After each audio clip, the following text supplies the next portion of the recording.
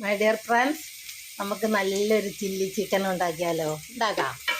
ആദ്യം ചിക്കന് മസാലയെല്ലാം കൂടെ ചേർത്ത് വറുത്തെടുക്കാം. പിന്നെ അതിന് വേണ്ട ഓരോ സാധനങ്ങൾ ഞാൻ പറഞ്ഞു തരാം.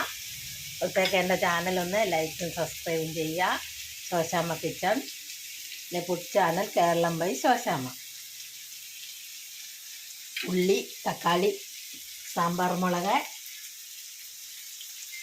ഇഞ്ചി, പച്ചമുളക്, ക്യാരറ്റ് എല്ലാം കൂടെ നമുക്ക് ഒന്ന് വഴറ്റിയെടുക്കാം.